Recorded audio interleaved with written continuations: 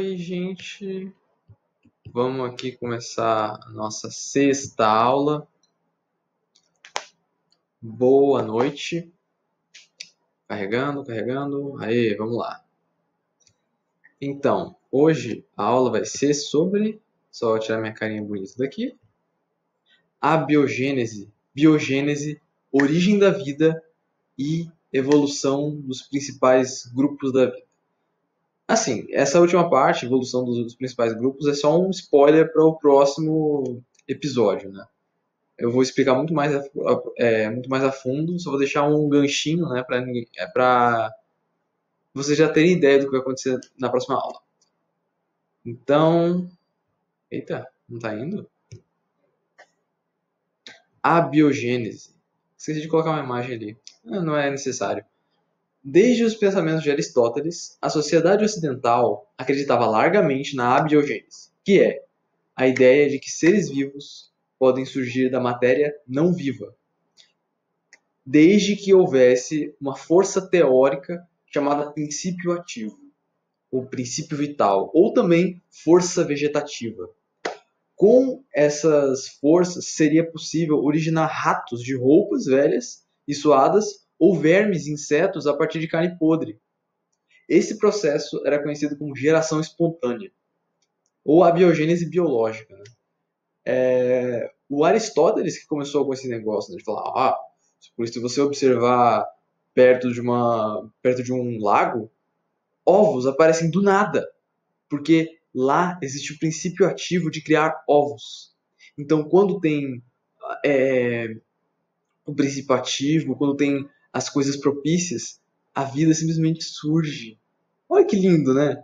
Mas vamos ver aí que não é bem assim, né? Em 1626 nasceu o padre jesuíta italiano Francesco Redi, que propôs que, na realidade, esses seres vivos, que supostamente se originaram da matéria bruta, vieram de ovos que eram colocados lá, ou eles simplesmente apareceram lá sem ninguém ver. Ele enfrentou a ideia de geração espontânea. E também foi conhecido como o pai da biologia experimental, justamente pelos feitos que ele fez. Né? E o que ele fez realmente? Experimento de Redi. Em 1668, Redi fez um experimento para testar sua hipótese. Ele colocou pedaços de carne em vários frascos de vidro. Parte dos frascos ficou aberta, outros ficaram tampados 100% e outros ficaram com uma fina camada de tecido, de algodão, em cima. Os resultados obtidos não podiam ser mais claros. Os que estavam abertos desenvolveram larvas de mosca, que na época o pessoal achava que eram só vermes, né? E os que estavam tampados, tanto totalmente ou com uma fina camada de tecido, não desenvolveram nenhum tipo de animal, não tinha nenhum animalzinho lá, porque os animais precisam surgir de outros animais. Vida complexa só pode surgir de vida complexa. Assim, de uma geração para outra, por exemplo. Não tem como uma geração espontaneamente nascer. Uma mosca só pode surgir de um outro animal, de uma outra mosca. E é isso que ele conseguiu provar com o experimento dele. Só que tem uma pegada. Anos depois foi descoberta a existência de micro-organismos pelo holandês Anton van Leeuwenhoek. Eu nunca vou entender esse nome. Ele descobriu o microscópio, né? E ele descobriu também os micro-organismos. Ainda se tinha dúvidas se esses seres microscópicos poderiam surgir da matéria bruta. Porque, beleza, é totalmente entendível, ovo de inseto vai só sair de um inseto. Mas e esses bichinhos aí pequenininhos, microscópicos, só dá pra ver no microscópio? Hein? O pessoal ainda estava em dúvida. Em 1745, muitos anos depois, o naturalista inglês John Needham fez um experimento para provar que era possível criar organismos a partir da força vital, da geração espontânea, da força vegetativa que existe em todos os lugares. O teste consistia em ferver vários frascos, com caldos nutritivos, que seria molho de carne, coisa de frutas, caldos que têm nutrientes. E após dias, ferver eles e depois de alguns dias observar o resultado. O que ocorreu é que, mesmo depois de ferver e passados vários dias tampado, cresceram micro-organismos. Ó, o exemplo. O caldo, fervura, tampado. Dias depois desenvolveu micro-organismos. A água ficou turva. No microscópio mostrou que eram micro-organismos unicelulares. Needham deduziu que havia um princípio ativo presente no frasco, fazendo com que os micro-organismos surgissem. Spallanzani, o naturalista italiano, muitos anos depois, repetiu o teste, só com outra metodologia. Esse cara, o Spallanzani, ele achou que estava sendo mal feito esse teste. Ele achou que não tinham fervido o suficiente. O cara, né, o Needham, tinha fervido pouco tempo, ele não tinha tampado da forma correta, e o Spallanzani, o Lázaro, fez um teste semelhante, só que dessa vez fervendo mais e tampando hermeticamente, para provar que, porque ele achava que os organismos não surgiam do nada, não existia geração espontânea. Ó, o que ele observou: caldo, fervura pelo tempo correto, tampa hermética e nenhum micro-organismo à vista.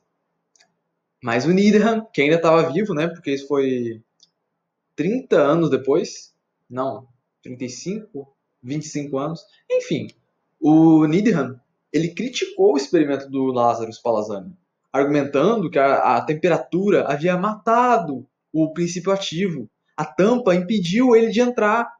Por quase um século, a comunidade ainda ficou dividida entre a biogênese e a abiogênese. O Spallanzani, tentando provar que a biogênese estava errada, fez as pessoas ficarem com mais dúvidas ainda. Porque ainda era completamente plausível você pensar que existia um princípio ativo em todas as coisas. E, assim, beleza, todo mundo sabe que animal só surge de animal, planta só surge de planta. Mas e os micro-organismos? Muita gente, se não me engano, até a maioria, acreditava que eles podiam surgir do nada, desde que houvesse o princípio ativo. Experimento de Pasteur. Louis Pasteur é um médico, infelizmente, Deus o tenha. Era um médico pesquisador francês que, em 1864, fez um experimento que iria se tornar a base para descartar a ideia da geração espontânea de micro-organismos. O diferencial do método dele foi a inclusão de um pescoço de cisne. Mas, como assim um pescoço de cisne? É uma estrutura de vidro que ele fazia colocando uma fonte de calor na boca do frasco de vidro, que amolecia o vidro e fazia ele ficar cada vez mais fino, cada vez mais fino. Ele entortava e fazia uma boquinha de vidro. Eu vou mostrar depois a imagem. Mas isso era o diferencial. Isso iria permitir a entrada do suposto princípio ativo, ao mesmo tempo que serviria de filtro para os micro-organismos não adentrarem no caldo. E também esse cara, né, o Louis Pasteur, é o criador da pasteurização. Sabe o leite pasteurizado? É esse cara aí.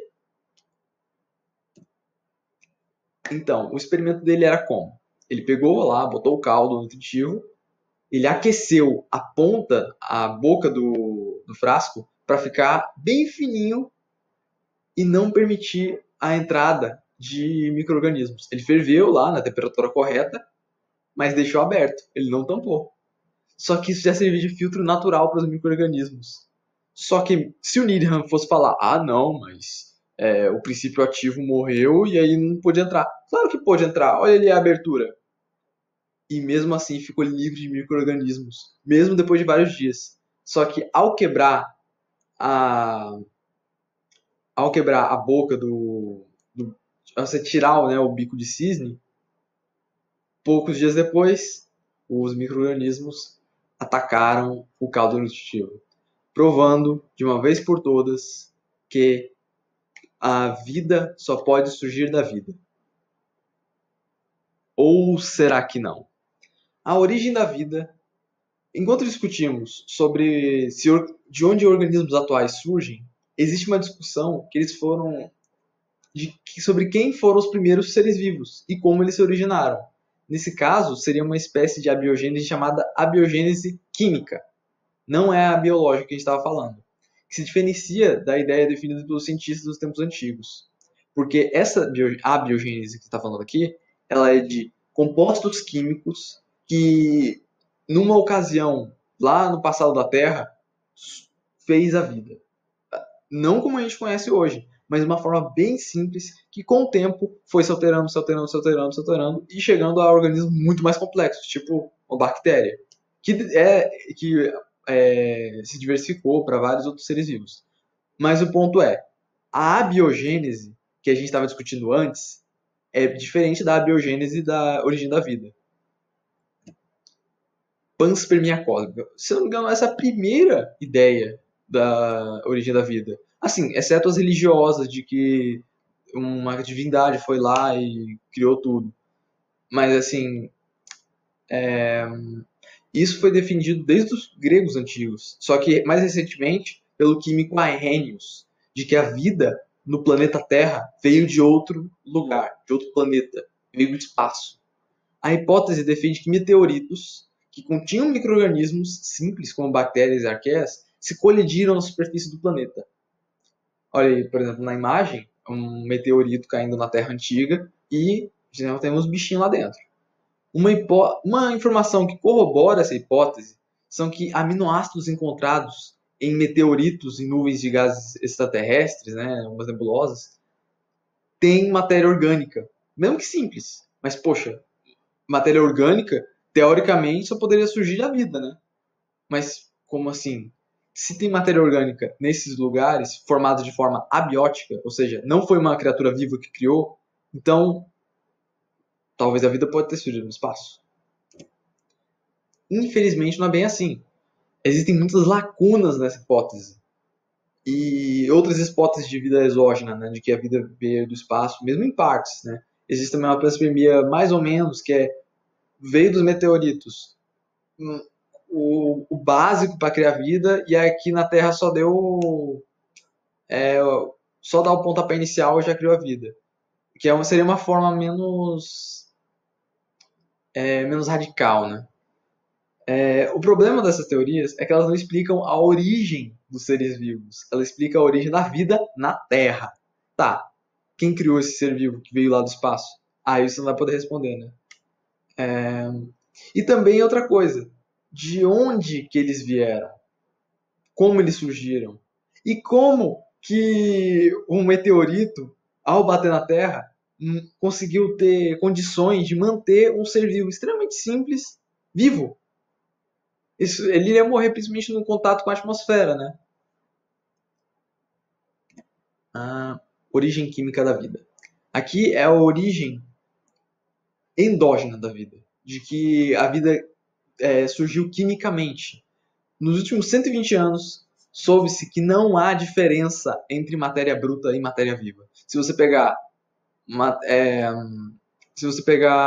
as minhas moléculas, pega daqui da minha pele, vai ver no microscópio, vai separar em vários átomos, isso é pegado de uma pedra composto das mesmas coisas.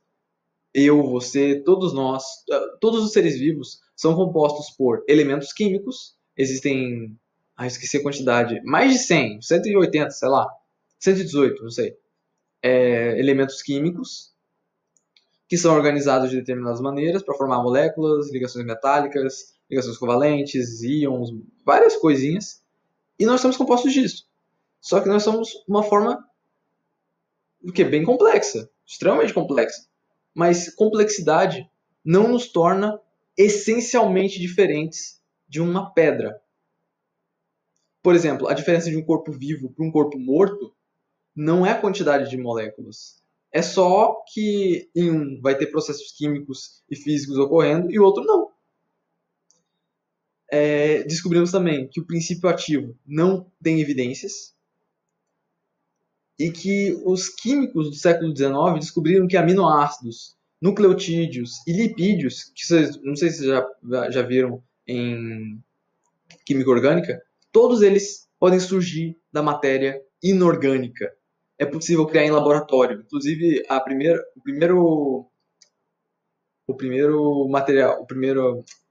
a substância orgânica criada foi a ureia, né? Bastando existir fontes de carbono, nitrogênio e energia. De oxigênio e hidrogênio também seria interessante. A biogênese química diz que, gradativamente, certas moléculas ficaram complexas e puderam originar seres vivos. Teoria de Oparin e Haldane, ou teoria heterotrófica. Esses dois carinhas foram os primeiros a criar uma teoria bem fundamentada da origem da vida aqui na Terra. O Alexander Oparin, que é o barbudinho aí, criou primeiro a teoria, só que ele não ficou muito famoso. E muitas pessoas não tiveram contato com ele, porque ele era russo, e aí as ideias dele não foram tão conhecidas no Ocidente. Principalmente porque ele... tem umas fofocas lá, isso não vai vir ao caso, então pesquisem por conta de vocês mesmos. Mas então, o Haldane, é um outro cientista, só que americano, que não tinha contato com as ideias de Oparin, só que ao mesmo tempo criou ideias muito parecidas. Que é a ideia de que nas primeiras eras da Terra, há 4 bilhões de anos atrás, na época do resfriamento, haviam poças termais com substâncias químicas reagindo intensamente com os raios UV que vinham do Sol, né, porque não tinha proteção que a gente tem hoje, e descargas elétricas vindo de raios, né? E o produto dessas moléculas seriam cada vez mais complexos. Seriam moléculas orgânicas cada vez mais complexas e que, com o tempo, iriam formar seres probióticos e, posteriormente, seres bióticos, vivos. Evidências geológicas apontam que a idade da Terra teria 4,5 bilhões de anos. Pouco tempo. Os fósseis mais antigos datam de 3,8 bilhões. Inclusive tem um que tem 4,1, só que a gente não sabe exatamente se é ou não é um fóssil. Mas está aí uma possibilidade. Nessa época, a atmosfera terrestre possui uma configuração, provavelmente, de amônia, hidrogênio, metano e água. Pelo menos é o que foi proposto pelo Oparin e Haldane. Naturalmente, descargas elétricas e radiação UV poderiam criar compostos orgânicos. E isso é provado, realmente. Dá para criar pequenos compostos orgânicos simples. Os mares primitivos se tornaram sopas primitivas ricas em matéria orgânica. Com o tempo, né, foi acontecendo. Certas moléculas orgânicas podem espontaneamente formar agregados em camadas quando estão na água, chamados de coacervados. Aqui uma imagem, né, de como seria mais ou menos a Terra antigona aí. Muito vulcanismo. Aí foi sugerido que diferentes tipos de coacervados poderiam ter se formado nessas sopas primitivas nos oceanos. E assim, diversos tipos de coacervados, e um deles é especial, porque vai ser o que tem características chamadas vida, que é capacidade de reproduzir, capacidade de sofrer mutação e um metabolismo próprio. Esses coacervados não eram seres vivos na época, mas sim uma organização de moléculas orgânicas, principalmente de proteínas. Aí, por exemplo, um aglomerado de proteína, em determinadas ocasiões, só por estar na água, já cria um coacervado, que é um conjunto de moléculas englobados por água. Apesar de isolados, os coacervados podiam trocar substâncias com o meio externo e crescerem em complexidade, adquirindo certas características como material genético e a capacidade de evoluir. O experimento de Miller-Urey. Em 53, dois cientistas americanos chamados Miller e Urey resolveram testar essas hipóteses de Oparin e Haldane, que até aí era sua teoria. O teste consistia em replicar a provável composição da Terra ancestral e adicionar faíscas elétricas, simulando raios, né? Descargas elétricas do céu. Os produtos foram compostos orgânicos complexos, incluindo 22 aminoácidos, como previa a hipótese de Oparin e Haldane. Ali, por exemplo, vocês podem ver, começa na água sendo fervida ali. Vai elevando o calor, tem entrada de gás de... esqueci o nome. Metano e gases com nitrogênio. Amônia. Metano e amônia. Esqueci como que era a fórmula. Mas aí, com a faísca, isso faz esses compostos ficarem mais complexos. E com o resfriamento, ali embaixo você encontra moléculas orgânicas. Em 57, o cientista Sidney Fox deu a continuidade aos experimentos de Miller e Urey, adicionando rochas secas, como a argila momorilonita. E nessa nova metodologia, Fox adicionou uma terra seca misturada à água para simular as rochas que eram presentes naquele ambiente ancestral, né? Aí tá passando as marés e aí tem as rochas secas, né? E molha com os compostos orgânicos. E os resultados, além de produzir diversas substâncias complexas, ele ainda obteve microesferas que simulam uma membrana plasmática primitiva. Agora, o problema.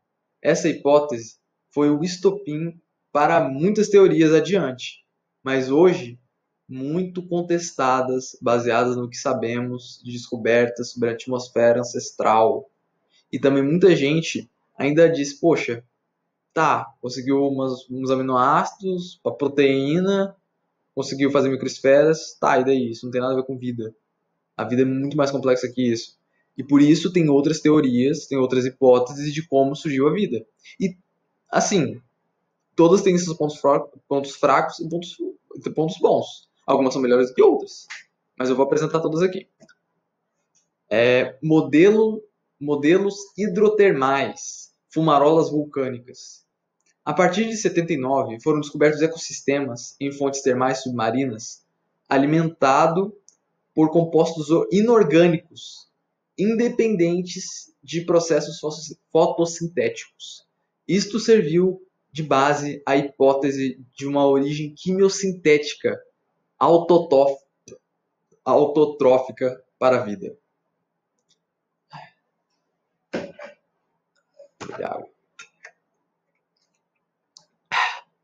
Quimiossíntese.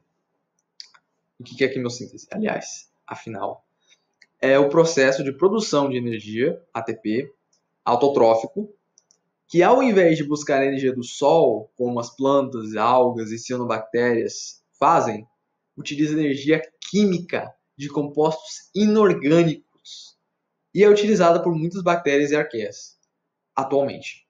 Por exemplo, nessa imagem é uma fumarola vulcânica, é um vulcão subterrâneo, ou melhor, submarino, né?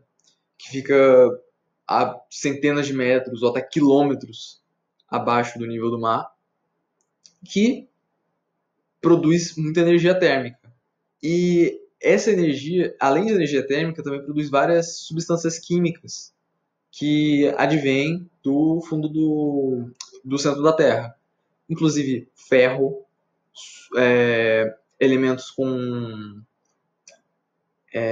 elementos sulfúricos. E isso é um prato cheio para muitas bactérias e arqueias, que elas pegam esses elementos e utilizam uma doideira química lá para produzir energia.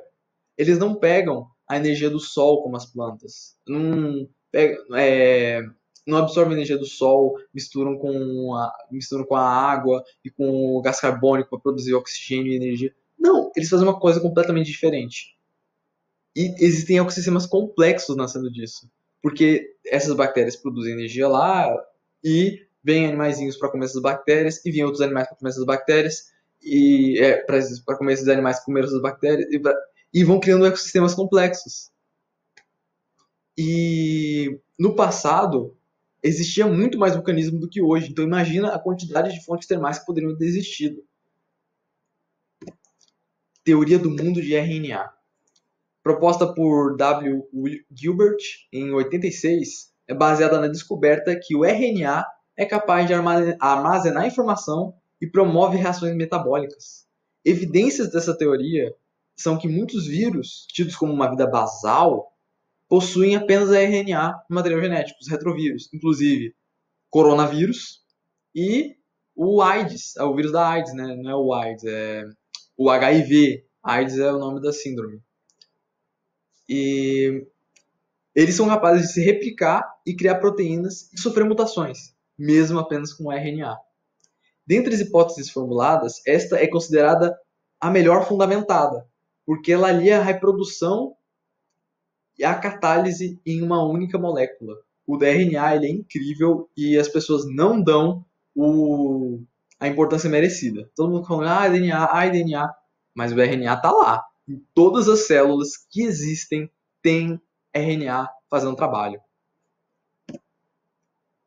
O que a maioria das hipóteses concorda? Mesmo com todas as hipóteses diferentes sobre a origem da vida, é entendido que a vida se originou da água. Em todas as hipóteses dizem que a vida se originou da água. Talvez a panspermia, mas provavelmente, assim, mesmo que a vida tenha originado no espaço, ela ainda teve que ir na água para se desenvolver. A fotossíntese, por ser um processo relativamente complexo, provavelmente se desenvolveu depois dos primeiros seres vivos. Outra convenção entre elas é que as primeiras células seriam semelhantes às procarióticas atuais. Ou melhor, elas eram muito mais simples, obviamente. Só que elas não tinham núcleo, elas não tinham organelas complexas, muito semelhantes às bactérias e arqueias atuais. Evolução dos principais grupos da vida. É entendido que os primeiros seres vivos foram seres procariotos. Várias gerações depois se originaram as arqueias e bactérias. Já as células eucarióticas, que são aquelas com núcleo e organelas complexas, surgiram de uma fusão entre arqueias e bactérias. Ou melhor, uma arqueia e uma bactéria. Essa ideia é sustentada pela teoria da endossimbiose. Então imagina. Aqui. Ué. Ixi. Teoria endossimbiótica. Primeiro eu vou falar sobre a respiração.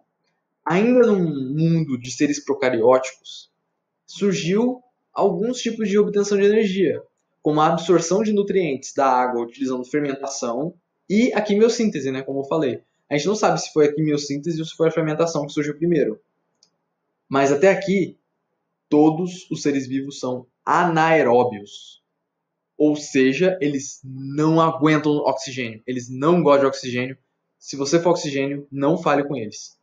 O oxigênio, ele é uma molécula extremamente reativa. É um veneno. É tóxico para a maioria, não sei se a maioria, mas boa parte das bactérias. E para a maioria dos elementos químicos, das substâncias químicas. Elementos não.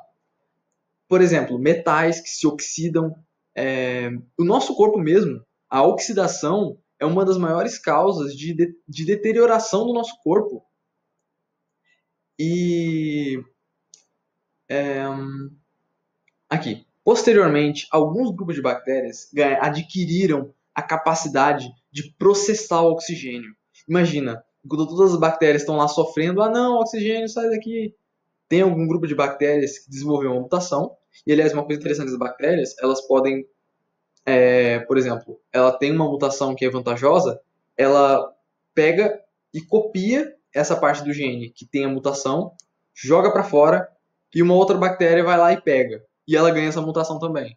Então é muito mais rápido você transmitir mutações boas para bactérias. Então, esse processo de você pegar o oxigênio e processar ele e não ficar tão tóxico assim, se chama respiração. Irônico, né? A respiração, hoje em dia, para a maioria dos seres vivos, né, a gente pensa que é uma forma de obtenção de energia mais rápida. Mas isso, na verdade, é uma consequência. O oxigênio, ele originalmente era tóxico.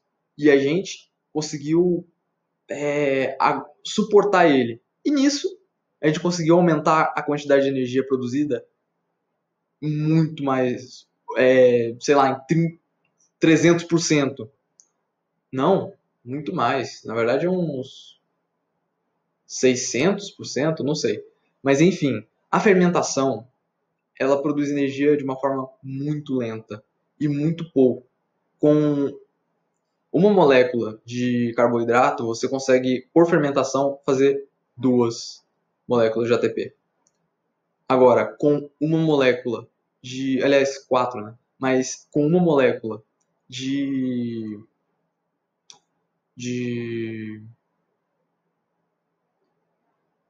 glicose, utilizando respiração aeróbica, você pode fazer 38 moléculas de ATP. Uma quantidade absurda. E, com o tempo, alguns desses seres vivos utilizaram, assim, desenvolveram a fotossíntese. Além de respirarem, eles também conseguem produzir energia utilizando a luz do sol. E o próprio gás carbônico que eles produziam, né, quando respiram. E aos montes, várias bactérias foram morrendo com o oxigênio na atmosfera. Vamos lá? Teoria endossimbiótica. Amplamente aceita na comunidade científica, diz que a organela mitocôndria presente nas células eucarióticas são bactérias aeróbicas,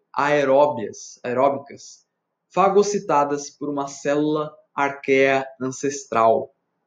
Ou seja, nós, eucariotos, somos na verdade uma fusão de uma bactéria com uma arqueia. O nosso corpo, o corpo da célula, é feito de uma célula de arqueia e as mitocôndrias são feitas de bactérias.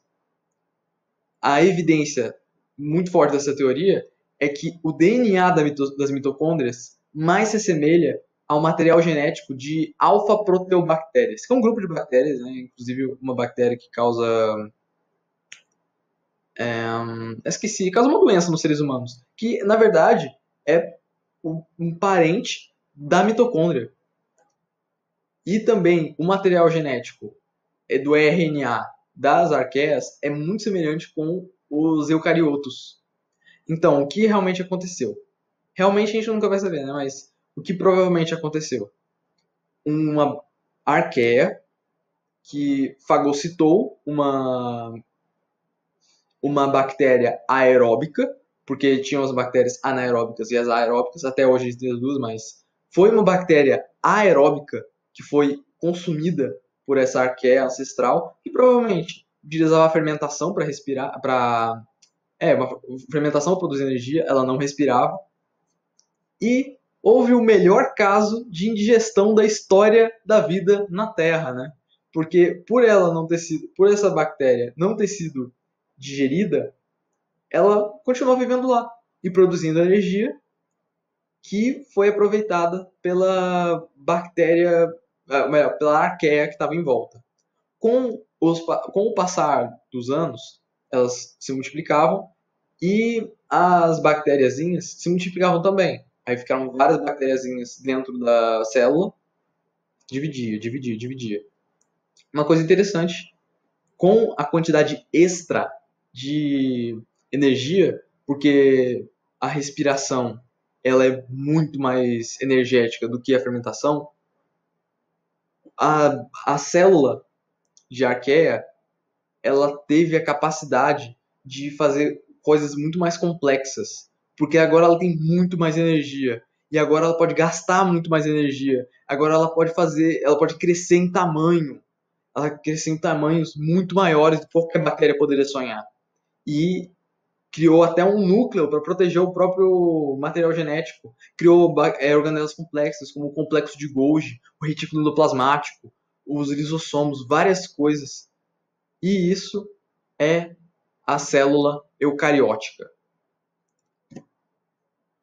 Continuando a teoria endossimbiótica, existe uma segunda endossimbiose que a gente conhece, que, além das mitocôndrias, também tem uma outra organela bem complexa, que tem o próprio material genético, que são os cloroplastos, que são plastídeos, né? Verdinhos, e de outras cores também, que eles possuem um parentesco com cianobactérias atuais, as bactérias fotossintetizantes, né? As antigas algas azuis. Essa endossimbiose deu origem às algas, que por sua vez deram origem às plantas. Então, cladograma geral ficaria mais ou menos assim. Tá feio? Tá. Ele tá horrível. Mas o que é preto... Ai, meu Deus, o gatinho aqui. O que é preto, as linhas pretas, né? É o que está dando a origem da célula em si. E o de laranja ali e o verdinho são das bactérias que depois foram fagocitadas, foram engolidas por essa célula original. Então, as bactérias e as arqueias se separaram das, da, dos primeiros seres vivos. Uma célula de arqueia engoliu uma mitocôndria e criou os eucariontes com o tempo, né? Os eucariontes se separaram em aqueles que engoliram o cloroplasto, que deu origem às algas, e que posteriormente deu origem às plantas, né? Que são algas extremamente especializadas, que só utilizam a fotossíntese com que utilizam uma fotossíntese exclusiva de plantas e possuem tecidos verdadeiros e são terrestres, em sua maioria. E também os protozoários, que não fazem fotossíntese. Esses protozoários, eles são células eucarióticas, a maioria, se não todos, são micro-organismos unicelulares. Alguns são até macro, eles podem chegar a um tamanho grandinho, mas ainda assim unicelulares. E eles deram origem a dois grupos multicelulares, que são os fungos e os animais.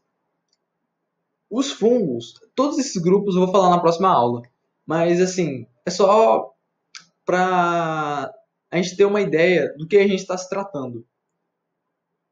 Todas essas coisas, todos esses seres, eles de alguma forma estão conectados com a gente. Porque, assim, os nossos parentes mais próximos são os fungos, entre animais, plantas, essas coisas. E não parece. Para mostrar como que a vida muda com o tempo. E isso que eu acho interessante na evolução. Até a próxima aula, gente. Fim e tchau.